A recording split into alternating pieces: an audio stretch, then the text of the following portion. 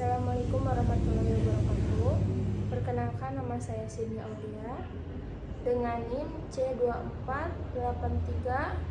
C2483207018 dari Prodi Pendidikan Teknologi Informasi. Di sini saya akan mempresentasikan mengenai Islam Way of Life. Pengertian Islam berakar kata dari aslama, yuslimu, islaman, yang berarti tunduk, patuh, dan selamat. Islam berarti kepasrahan atau ketundukan secara total kepada Allah Subhanahu wa Ta'ala. Orang yang beragama Islam berarti ia pasrah dan tunduk patuh terhadap ajaran-ajaran Islam. Seorang muslim berarti harus mampu menyelamatkan diri sendiri, juga menyelamatkan orang lain. Tidak cukup selamat, tetapi juga menyelamatkan. Tujuan Islam secara umum adalah untuk menyelamatkan manusia dari kesesatan dan kerugian, baik secara individu, kelompok, maupun bangsa negara. Tujuan Islam juga untuk kebaikan seluruh umat manusia, baik di dunia maupun di akhirat. Selanjutnya, fungsi agama Islam yaitu satu, penuntun kehidupan. Agama Islam berfungsi sebagai penuntun kehidupan dunia dan akhirat. Yang kedua, mencapai kebahagiaan, untuk menunjukkan manusia agar dapat mencapai kebahagiaan dunia akhirat. Yang ketiga, mengatur kehidupan. Yang keempat, membangun moral dan integritas. Yang kelima, menanamkan kesadaran dan takwa.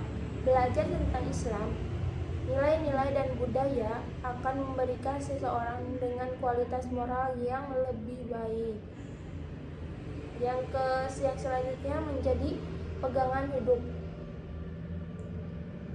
Dan terakhir yaitu menjaga keseimbangan, di mana manusia harus menjaga keseimbangan antara dua kebutuhan, yaitu kebutuhan jasmani dan rohaninya.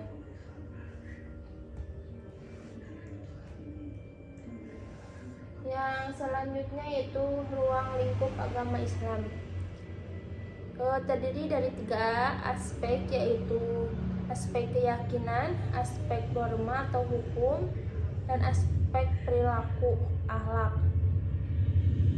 Dimana yang pertama yaitu aspek keyakinan, yaitu akidah, berarti keyakinan yang kuat atau ikatan pada suatu yang diyakini. Dalam Islam, akidah merupakan pokok atau dasar keyakinan yang harus diyakini kebenarannya oleh setiap muslim. Akidah Islam mencakup iman kepada Allah, iman kepada malaikat, iman kepada Rasul, iman kepada kitab-kitab, iman kepada hari kiamat, dan terakhir iman kepada takdir baik dan buruk, itu qada dan qadar. Selanjutnya yaitu aspek norma atau hukum atau syariah, yang disebut syariah, yaitu hukum Islam yang mengatur seluruh aspek kehidupan umat Islam. Syariah bersumber dari Al-Quran dan Sunnah, serta belum dicampuri daya nalar atau ijtihad.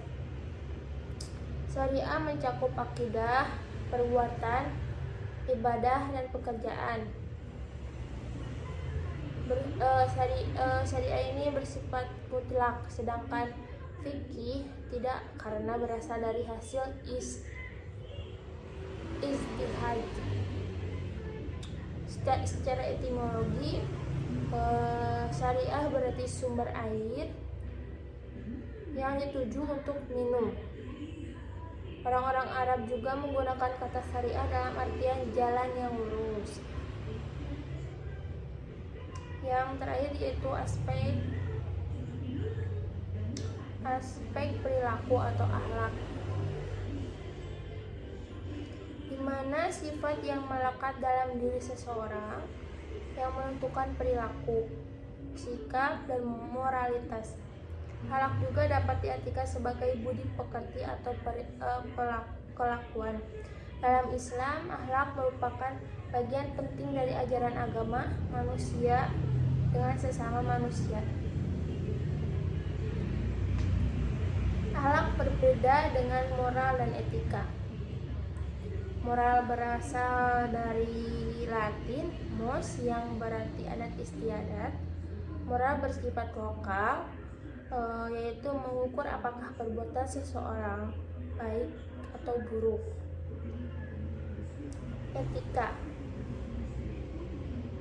Kalau etika yaitu ilmu yang membahas tentang moralitas atau manusia sejauh berkaitan dengan moralitas.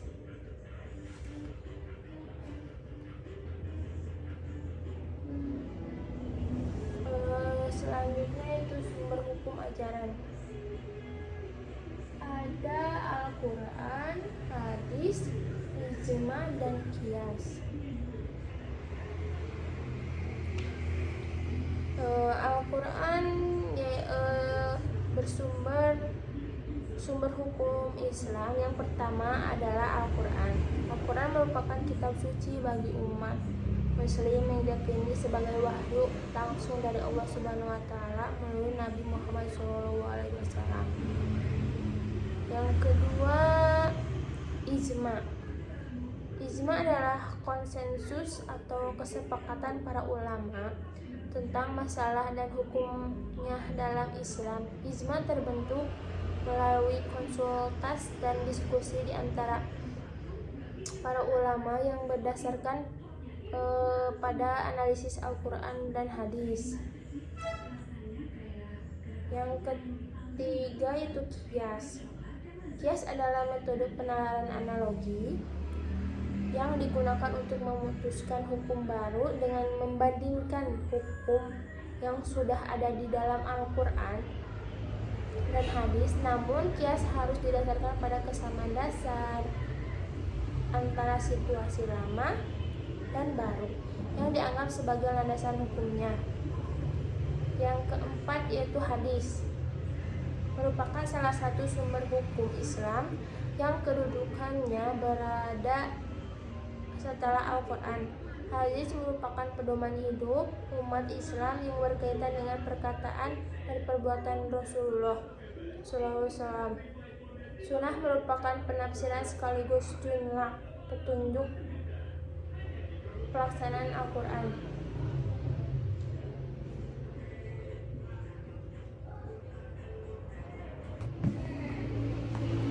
Selain keempat sumber di atas, beberapa ulama menyatakan bahwa masih terdapat sumber hukum Islam lainnya, yaitu istihsan, ittiham, saddu syariah atau tindakan preventif, yang selanjutnya atau adat kaul sahabat Nabi SAW.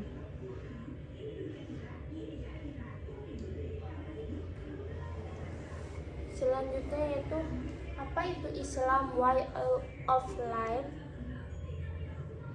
Islam sebagai pandangan hidup mempunyai ajaran yang menjamin keselamatan dunia, akhirat, bahkan eksistensinya di peradaban manusia sebagai rahmatan bil alamin. Hal ini termanifestasi dalam berbagai bidang kehidupan baik sosial, politik, ekonomi, budaya, pendidikan, dan sebagainya. Islam sebagai way of life atau pandangan hidup umat Islam memiliki banyak manfaat, yaitu kesatu, menciptakan masyarakat yang harmonis dan sejahtera. Yang kedua, mengajarkan manusia untuk menyucikan jiwa dan memperbaiki kehidupan sehari-hari. Yang ketiga, mengajarkan manusia untuk bermoral dan melayani masyarakat yang adil. Yang keempat, mengajarkan manusia untuk tunduk dan patuh sepenuh hati pada Allah. Dan selanjutnya, mengajarkan manusia untuk berbuat baik dan mengajak pada keselamatan. Dan terakhir yaitu mengajarkan manusia untuk mengintegrasikan ajaran Islam.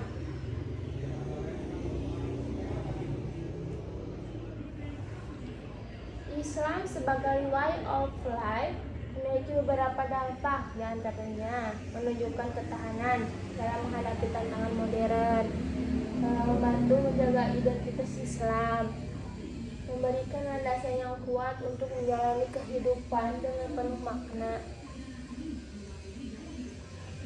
Kenapa pentingnya Islam sebagai way of life? Kenapa? Karena Islam memberikan pedoman hidup lengkap dan sempurna. Islam memberikan tuntunan untuk semua aspek kehidupan, baik individu, sosial, material, moral, ekonomi, politik, dan sebagainya. Islam memberikan standar kebenaran yang satu, yaitu berdasarkan dari Al-Quran dan As-Sunnah. Islam menjamin keselamatan dunia dan akhirat. Tentu Islam memberikan petunjuk tentang tujuan hidup di dunia, yaitu marhatilah, ridho Allah, cinta Allah. Islam diturunkan Allah Subhanahu wa taala kepada Nabi Muhammad SAW sebagai pedoman hidup seluruh manusia hingga akhir zaman. Kesimpulannya, pengendalian ulama kehidupan manusia adalah kepribadiannya yang mencakup segala unsur pengalaman pendidikan dan keyakinan yang didapatkan sejak kecil. Islam adalah way of life, pandangan hidup dan sistem hidup universal. Juga denyut nadi yang mensejarah sepanjang peradaban manusia. Peran agama bagi kehidupan yaitu sebagai pembimbing dalam hidup, penolong dalam kesukaran,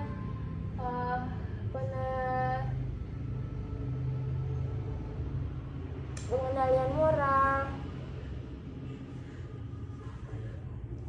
Dan mungkin hanya itu kesimpulannya dari tema Islam Way of Life.